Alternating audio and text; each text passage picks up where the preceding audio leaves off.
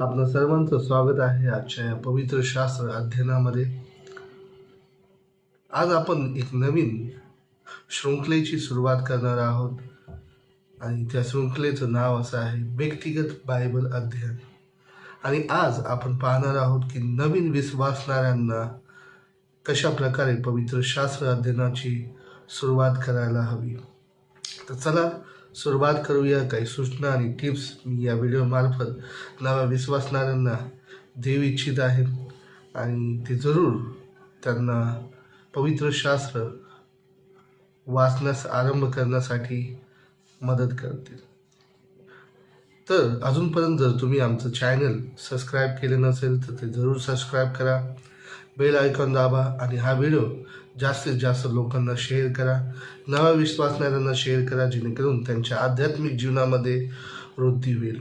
सर्वप्रथम जर आपण नवीन विश्वासणारे आहात तर पवित्र शास्त्र वाचणे हा तुमच्या आत्मिक जीवनासाठी आवश्यक असणारा घटक आहे. कारण ज्याप्रमाणे शारीरिक वृद्धीसाठी, शारीरिक शक्तीसाठी, कार्यक्षमतेसाठी आम्ही दररोज जेवतो, भोजन ग्रहण करतो, आपल्या सर्व प्रकारच्या पोषणांचं आपण लक्ष ठेवतो, त्यावर लक्ष ठेवतो आणि घेतो, त्याचप्रमाणे आध्यात्मिक जीवनासाठी, आत्मिक वृद्धीसाठी, आत्मिक क्षमतेसाठी आणि शक्तीसाठी देवाचं वचन हे उत्तम आहार आहे आणि तो प्रतिदिन घेणं प्रत्येक विश्वासणाऱ्याची गरज आहे आणि तो त्याला डावलू शकत नाही. आणि म्हणून नव्या विश्वासणाऱ्यांनी पवित्र शास्त्र वाचण्याकरिता अधिक लक्ष घातले पाहिजे आणि म्हणून हा व्हिडिओ जरूर तुम्हाला मदत करेल. सर्वप्रथम तुम्हाला एक पवित्र शास्त्र निवडायचं आहे आणि ते पवित्र शास्त्र योग्य असणं जरुरी आहे आणि त्यासाठी Bible society of India, Panditarama Bible हे बायबल तुम्ही निवडू शकता, जे तुम्हाला समजण्यास सोपे जाईल आणि त्याचं जे ट्रान्सलेशन आहे, भाषांतर आहे, ते मूळ जे भाषेतील पवित्र शास्त्र जे आहे त्याच्याशी अत्यंत जवळ आहे, संशोधित आहे आणि कोणत्याही खोट्या शिक्षणाला ते सपोर्ट किंवा सहायता करणार नाही. आणि म्हणून मी मराठी बायबल जी निवडतो, एक तर पंडितारामाबाई आणि दुसरं त्याच्यासोबत बायबल सोसायटी ऑफ इंडियाचं बायबल मी वाचत असतो. तर तुम्ही ते बायबल निवडू शकता.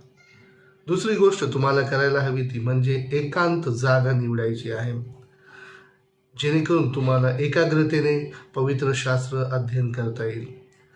ती तुमची खोली असेल किंवा तो बगीचा असेल किंवा डोंगर किंवा अशी कोणती जागा जिथे तुम्ही आपलं मन एकाग्र करू शकता आणि देवाचं वचन वाचू शकता.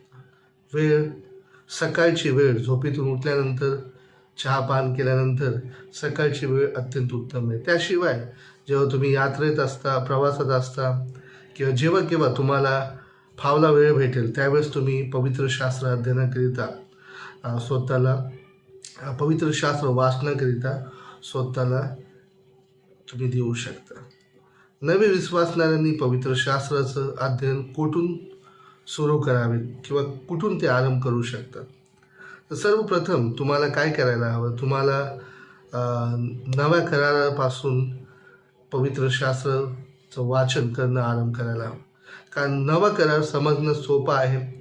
प्रभू येशू ख्रिस्ताचं सुवार्ता त्यातून तुम्हाला समजते, मंडळीविषयी तुम्हाला त्यातून माहिती मिळते आणि ख्रिस्ती जीवन कसं जगलं पाहिजे हे त्याच्यातून तुम्हाला अत्यंत चांगल्या प्रकारे तुम्ही समजू शकता. आणि म्हणून तुम्हाला नवीन करार जो आहे तो वाचण्यास आरंभ केला पाहिजे आणि त्यासाठी तुम्ही योहानाचं पुस्तक, जे नव्या करारातील 4थं पुस्तक आहे, तिथून तुम्ही सुरुवात करू शकता. त्यानंतर प्रेषितांची कृत्ये, रोमकरास पत्र आणि पौलाची जी पुढची पत्रे आहेत ते तुम्ही वाचू शकता. आणि जेव्हा तुम्ही नवीन करार संपवाल त्याच्यानंतर तुम्ही जुन्या करारामध्ये जाऊ शकता.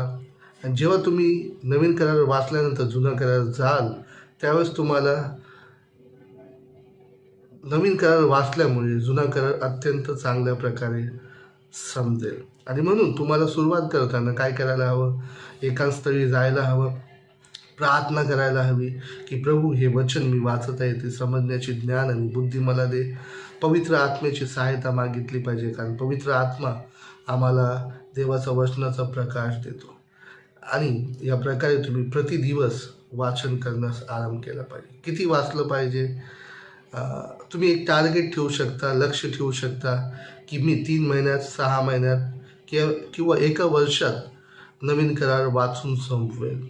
आणि हे तुम्ही केवळ 1 वर्षासाठी नाही किंवा 3 महिन्यासाठी नाही, तर तुम्ही हे रँडमली म्हणजे वर्तुळाकार लगातार तुम्ही हे करू शकता. 3 महिने वाचले ना तर पुन्हा तुम्ही पुढचे 3 महिने, पुन्हा पुढचे 3 महिने किंवा 6 महिने तुम्ही नव्याने सुरुवात करू शकता वाचनाची. तर हे तुम्हाला पूर्ण जीवनभर करायचं आहे.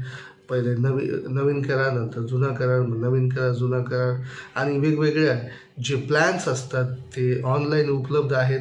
कदाचित मी पण डिस्क्रिप्शनमध्ये देईल आणि ते तुम्ही घेऊ शकता आणि त्यानुसार तुम्ही तुमची आध्यात्मिक वृद्धी करू शकता. तर तुम्हाला एक टार्गेट ठेवायला पाहिजे जेणेकरून तुम्हाला समजेल.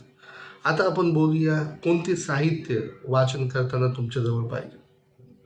जेव्हा तुम्ही एक वेळ वेगळा करणार बायबल वाचनाकरिता, तुम्ही नवीन विश्वासणारे आहात, तर तुम्ही सर्वप्रथम एक नोटबुक घ्या, एक पेन घ्या आणि काही रंगीबेरंगी पेन्सिल घ्या. कदाचित हिरवी पेन्सिल तुम्ही देवाचे जे वचने, देव जिथे बोलला आहे ते अधोरेखित करण्यासाठी ठेवा. ब्लू पेन्सिल तुम्ही आज्ञा जे देवाचे आहेत ते अधोरेखित करण्यासाठी ठेवा. किंवा तुम्ही जे आहे वेगवेगळ्या विषयानुसार काय करू शकता, तुम्ही कलर वापरू शकता आणि वर्गवारीनुसार तुम्ही ते घेऊ शकता. किंवा जे वचन तुम्हाला समजत नाही ते तुम्ही नोट डाऊन करा, किंवा देव तुमच्याशी काय बोललं ते नोट डाऊन करा. आणि म्हणून नोटबुक जी आहे तुमच्याजवळ असणं जरुरी आहे. अधोरेखित करण्यासाठी तुमच्याजवळ कलर पेन्सिल्स असणे फारच गरजेचं आहे. जर तुम्हाला कोणता विषय किंवा अध्याय वचन समजत नसेल तर जे प्रौढ विश्वासी आहे त्यांना तुम्ही विचारू शकता, तुमच्या पालकांना तुम्ही विचारू शकता, ते जरूर तुम्हाला मदत करतील. काही पुस्तके तुम्हाला खरेदी केली पाहिजे आणि त्यातील काही पुस्तके जसे की बायबल डिक्शनरी तुम्हाला खरेदी केली पाहिजे. व्याख्याशास्त्र किंवा तुम्हाला टीका ग्रंथ ज्याला म्हणतात कमेंट्री बायबलची ती खरेदी केली पाहिजे. आणि टॉपिकल कन्कॉर्डन्स किंवा विषयानुसार जे वचनाला वर्गवारी करून दिलेले असतात ते त्या प्रकारचं शब्दस्थलदर्शक तुम्ही विकत घेऊ शकता. आणि जेव्हा तुम्ही नवीन करार वाचणार तेव्हा हे कोणता टॉपिक, कोणता विषय तुम्ही ज्याच्यात अडखळणार त्याच्याविषयी जास्त माहिती जर तुम्हाला पाहिजे असेल तर तुम्ही ती डिक्शनरीमध्ये जाऊन ती शोधू शकता. आणि जरूर तुम्हाला ती माहिती भेटेल ज्याकरवी तुम्हाला बायबल अधिक समजण्यासाठी मदत करेल. कोणतं वचन, अध्याय जर तुम्हाला समजत नसेल तर तुम्ही कमेंट्रीमध्ये जाऊ शकता आणि त्याचं सविस्तर अध्ययन तिथे दिलेलं असतं जे तुम्ही वाचून समजू शकता. आणि जसं जसं तुम्ही वाचत राहाल देवाचं वचन अधिक चांगल्याप्रमाणे तुम्ही पवित्र आत्म्याच्या सहाय्याने प्रार्थनापूर्वक समजू शकाल. इतरांची मदत घेणे ही फार जरुरी आहे, कारण एकटे तुम्ही बायबल समजू शकत नाही. काही वेळेस आम्ही चुकीचं समजून घेतो आणि त्यामुळं त्या विषयावर जो आम्ही समजलो आहे ते योग्य आहे की नाही याची पडताळ करणे फार महत्त्वाचे असते. म्हणून तुमचे जे प्रौढ ख्रिस्ती मित्र आहेत त्यांची तुम्ही मदत घेऊ शकता. आणि मला बायबलचा हा विषय अशा प्रकारे समजला आहे का मी समजण्यात चूक तर करीत नाही. आणि तेव्हा तुम्हाला तुमचे मित्र जरूर मदत करतील, तुमचे पास्टर किंवा पालक जरूर तुम्हाला मदत करतील.